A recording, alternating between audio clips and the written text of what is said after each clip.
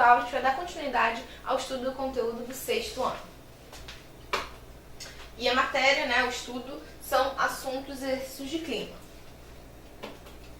Então, a questão 5, dando continuidade àquele exercício que a gente estava vendo, pede para completar as frases, né, as lacunas do texto que a gente vai ver, com as seguintes palavras: alta, úmido, continentalidade, precipitação, frio, altitude e temperatura. Então, algumas dessas palavras que a gente está vendo aqui vão ser utilizadas para completar o exercício que a gente vai ver. Então, aí, olhando essas mesmas palavras, vamos lá. Nas áreas com maior tracinho, é menor. Então, nas áreas com maior altitude, a tracinho é menor. Então, qual dessas palavras aqui está relacionado com isso? Então, qual é a relação que a gente vai ver? A relação que a gente vê entre temperatura e altitude é a mais correta para cá. Por quê? Quanto maior for a altitude, menor a pressão do ar, menor a capacidade de aquecimento desse ar. Então, a resposta correta é temperatura. A frase fica: nas áreas de maior altitude, a temperatura é menor. Porque quanto mais alto eu estou, menor também tem uma relação de afastamento com o solo. Porque o solo se aquece, então eu também estou mais afastado do solo. Mas principalmente porque esse ar tem menos pressão. Então o calor que poderia existir, a propagação desse calor também fica menor, né? Então as moléculas não conseguem se esbarrar. Então isso é uma das características. B. A precipitação é maior nas áreas onde a temperatura é mais alta. Por quê? Se eu tenho uma temperatura mais alta, eu vou encontrar uma evaporação maior de água, por isso uma facilidade maior de ter água na atmosfera para que tenha precipitação. Então esse é mais acelerado. Claro que quando a gente está pensando em temperatura e precipitação, existem outras formas, né, outras características que vão contribuir para que você tenha precipitação. Se a gente vai pensando em temperatura, geralmente locais que estão mais próximos ao Equador, mais próximos aos trópicos, tem chuvas mais maiores, uma precipitação maior, justamente porque eu tenho uma temperatura maior também. A tracinho influencia na precipitação e na temperatura, pois o ar mais seco provoca maior amplitude térmica. E aí entra um conceito muito importante, que é a continentalidade. O que é continentalidade? Continentalidade é o oposto de maritimidade, que é: quanto mais próximo eu estou de uma grande área com água, né, o oceano principalmente, eu sofro mais com maritimidade. Ou seja, eu tenho mais água no ar, né? O ar está mais úmido. E isso faz, né, a característica que a água tem é o fato que a água mantém a temperatura por mais tempo. Então, se o meu ar está cheio de água, ele vai reter a temperatura por mais tempo. E em locais que eu sofro continentalidade, ou seja, o ar não está tão úmido, né, a umidade relativa do ar ela é menor, eu não vou ter essa variação tão amena. Essa variação de temperatura ela é mais brusca porque eu não tenho a água para equilibrar as temperaturas. É sempre bom lembrar, para entender isso, a diferença de temperatura. Por exemplo, se você vai na praia, quando você chega de manhã, a areia está muito quente e a água está gelada. E se você for à noite, a areia vai estar fria e a água vai estar morninha. Por quê? Porque quando você chegou na praia de dia, a areia se aqueceu rapidamente por causa do sol e a água demora mais tempo. Já à noite, ela já se aqueceu durante o dia e ela está começando a esfriar. Já a areia, ela já se aqueceu durante o dia e já se esfriou rapidamente. É mais ou menos essa relação. Então, o que acontece? Se eu não tenho água espalhada pelo ar, o que vai acontecer é que a variação de temperatura também vai acontecer mais rápido, como se eu estivesse olhando a areia, não como se eu estivesse olhando a água, tá? D. Nas áreas próximas aos oceanos, há maior influência de maritimidade, tornando o ar mais úmido. Porque se eu estou mais próximo aos oceanos, eu tenho mais umidade no ar, por isso que é tão importante, né? Ela vai equilibrar essa relação. A tracinho varia de acordo com a latitude, a maritimidade e a continentalidade. Então, o que vai sofrer essas variações aqui? A temperatura. A temperatura pode variar de acordo com a latitude, a maritimidade e a continentalidade. Então, dependendo dessas variações, né, desses fatores, eu posso ter também uma variação de temperatura. A pressão atmosférica é o peso do ar, portanto, é maior nas áreas de menor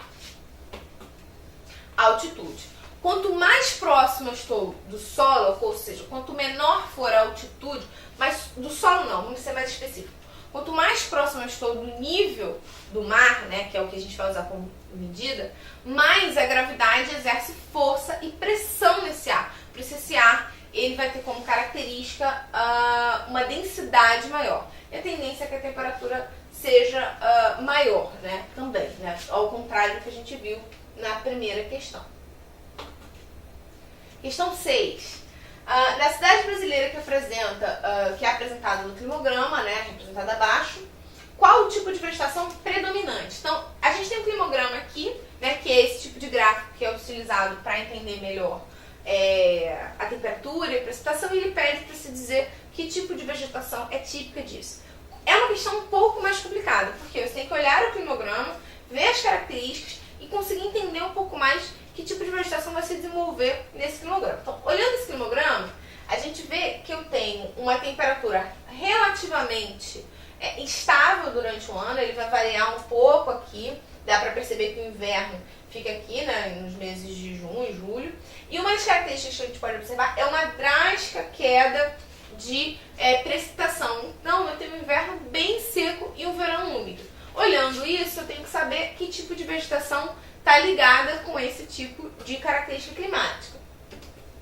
Então, olhando aqui, que tipo de vegetação está ligada com um local que eu tenho uma falta de precipitação, uma seca grande no inverno e chuvas muito extensas? Floresta amazônica. Floresta amazônica é um tipo de característica de clima equatorial, que é úmido o ano inteiro, atribuído por uma floresta muito densa. Então, ela não conseguiria sobreviver com um inverno muito seco. Então, não pode ser. Caatinga. Caatinga é o tipo de vegetação que se desenvolve em áreas secas, com pouca água. Então, a vegetação da caatinga é uma vegetação que está adaptada para segurar bastante a água, né, a umidade, porque ela passa longos períodos sem acesso à umidade. Então, tem poucas folhas, muitos espinhos para reter. Campos. Campos pode ser campos limpos e campos sujos, que a gente costuma chamar. São áreas vastas, geralmente relacionadas a um clima subtropical, né? A gente encontra muito isso no sul do Brasil, nos Pampas, né? São áreas que têm como característica temperaturas mais amenas, né? Não temperaturas muito elevadas. Então, sobra aqui para a gente entender o cerrado. O cerrado é a característica típica parte do centro-oeste brasileiro, que inclusive está ali boiando até dentro dessas características, e é uma vegetação muito rica, com uma grande biodiversidade, tem como forma, né, de vegetação árvores de médio porte, às vezes com tronco retorcido, que tem como forma, né, função, reter água durante os períodos de seca, né, típicas desse tipo climático. Então, sempre a vegetação vai se adaptar às características do clima. Então, próxima questão. Observe essas imagens aqui. Para ficar mais fácil, é muito importante que a gente observe essa imagem aqui, essa arvorezinha aqui. Uma das coisas que a gente pode observar é que ela tem mais ou menos essa feição aqui, né? Ela lembra um pouco ela é da mesma família do pinheiro, né? Dos tipos de pinheiro e tal. O que a gente precisa olhar que é importante aqui? É importante que a gente observe que essas imagens aqui, eu tenho árvores muito parecidas. Seria muito diferente de eu apresentar uma imagem de uma floresta amazônica ou de uma mata atlântica, que eu iria encontrar uma grande diversidade de espécies de plantas diferenciadas. Aqui a gente pode observar que são basicamente as mesmas árvores, o mesmo tipo de árvore. Então eu já posso dizer que esse local não tem características propícias para o desenvolvimento de várias espécies, é para um tipo específico. Então provavelmente eu tenho um inverno mais frio nessa região. Uma das características que a gente vai observar é que quanto mais próximo eu estou dos polos, quanto mais eu vou observar a variação de temperatura com invernos mais rigorosos, menor é a biodiversidade, porque eu tenho um número menor de espécies que conseguem se adaptar com essa característica. Então, olhando esse domínio, ele quer responder que tipo de vegetação é representada. Aquela árvore que a gente viu, né, que tem esse formato que a gente está vendo aqui, né, que são esses galhozinhos aqui que a gente viu, essa vegetação ela é típica, né, da região sul do Brasil e a gente chama ela de mata de araucárias, que é um tipo de pinheiro, tá? É muito utilizado também para indústria do papel, celulose e tudo mais. Em que tipo de zona ele vai acontecer predominantemente? Que local eu vou encontrar predominantemente? O local onde a gente vai encontrar predominantemente é no sul do Brasil, onde tem um domínio climático subtropical. Então eu tenho um inverno mais rigoroso do que a gente encontra na maior parte do país, e por isso uma das características que eu vou encontrar é uma vegetação com menor biodiversidade. Durante muito tempo, a utilização desse tipo de planta para a produção de celulose levou a vários problemas, inclusive a ameaça da destruição desse tipo de planta. Hoje em dia ela é protegida, mas ainda obviamente necessita de atenção e cuidados para que não seja uma espécie extinta, né? Então a gente pode observar tipicamente no sul do Brasil, né, um tipo climático subtropical, né? Vai sofrer inclusive muita influência daquela massa de ar que a gente viu nas outras questões, que é a massa polar atlântica, né? Que é o tipo de massa que vai trazer um inverno mais rigoroso, né, com temperaturas menores. Questão 8.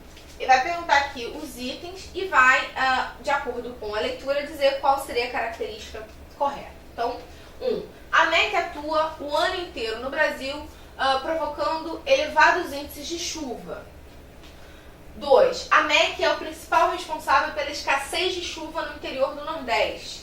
Vamos pensar, a MEC, apesar de ser uma massa continental, ela é uma massa úmida, né? Lembra que a gente tem que sempre associar a MEC com a evapotranspiração, ou seja, com a capacidade que as plantinhas têm de liberar a umidade para o ar. A MTA, a massa tropical atlântica, exerce grande influência sobre a área litorânea do Brasil. Tropical, atlântica, ela realmente vem de uma região, vem do oceano, então faz sentido. 4. A MAA, a massa equatorial atlântica, atua principalmente no sul do Brasil. Bom, ela é uma massa equatorial. O sul do Brasil fica longe do Equador, né? O norte do Brasil fica mais próximo do Equador. E a MPA é fria e úmida, penetra no Brasil em forma de frente, atingindo principalmente o interior do Nordeste. Bom, a MPA é uma massa fria e úmida, isso é correto. Ela penetra no Brasil em forma de frente, mas ela pode até atingir o Nordeste. Ela, em alguns momentos, pode acabar gerando a diminuição da temperatura no Nordeste. Pode acabar gerando, inclusive, a diminuição de temperatura no Norte, né? Tem indícios de quedas de temperatura bastante significativas no Acre por causa do MPA. Mas ela não atinge principalmente o interior do Nordeste. Ela vai atingir principalmente o Sul e o Sudeste, que são as áreas que vão sofrer maior influência, principalmente o Sul, com a MPA. Então, olhando isso, a alternativa correta é a C. Então, a MEC atua no Brasil elevando os maiores índices de temperatura. E 3, a MTA exerce uma grande influência sobre a área litorânea do Brasil, o que faz sentido porque ela é uma área litorânea também. Então, a gente pode observar que essas duas características, essas duas alternativas são alternativas corretas. Bom, eu espero que tenha ficado claro. Tchau!